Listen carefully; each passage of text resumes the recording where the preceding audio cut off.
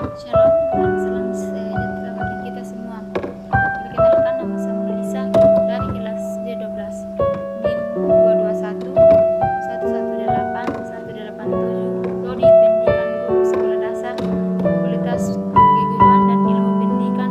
Di sini saya akan membahas mengenai konsep Tuhan, konsep manusia, konsep dosa, dan konsep penebusan dalam penentasan nilai ujian tengah semester di mata kuliah agama.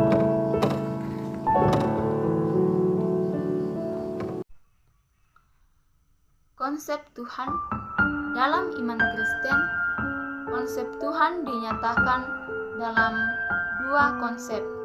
Yang pertama, Allah menyatakan melalui wahyu umum, yaitu Tuhan menyatakan dirinya kepada semua orang di setiap waktu dan di segala tempat. Contohnya, alam, sejarah, kesadaran hati manusia, dan hati nurani. Yang kedua, pernyataan Allah melalui wahyu khusus, yaitu Allah menyatakan dirinya secara khusus kepada orang-orang secara spesifik di suatu waktu melalui Yesus Kristus dan melalui Alkitab. Allah Tritunggal, kata Tritunggal sudah dibentangkan pada abad ketiga dengan tujuan untuk membantu seseorang dalam memahami esensi Allah yang tampil dalam tiga pribadi, yaitu Allah Bapa, Allah Putra, dan Allah Roh Kudus. Yang kedua, konsep manusia. Manusia diciptakan segambar dan serupa dengan Allah, dan manusia diciptakan dengan keunikan, yaitu satu-satunya ciptaan Allah yang paling mulia karena manusia memiliki akal budi. Konsep manusia menurut orang Toraja, sebelum mengenal agama, orang Toraja sudah mempunyai kepercayaan yang disebut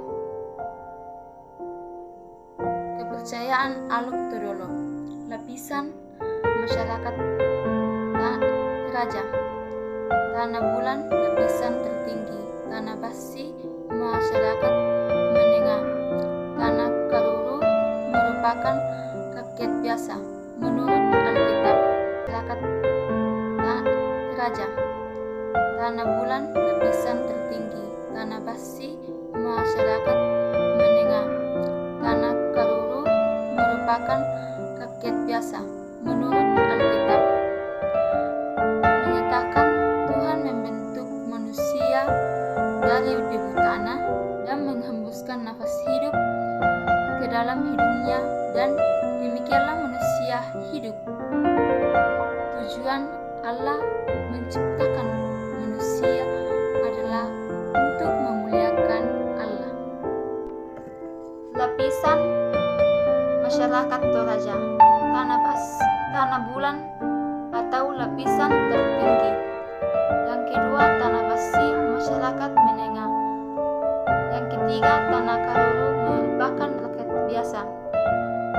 Yang kedua, menurut Alkitab menyatakan Tuhan membentuk manusia dari debu tanah dan menghembuskan nafas hidup ke dalam hidungnya, dan demikianlah manusia hidup. Tujuan Allah menciptakan manusia adalah untuk memuliakan Allah. Yang ketiga, konsep dosa. Dalam dunia ini, dosa dan kehilangan dapat kita lihat dalam Roma 3 ayat 23. Karena semua orang telah berbuat dosa dan telah kehilangannya kemuliaan Allah,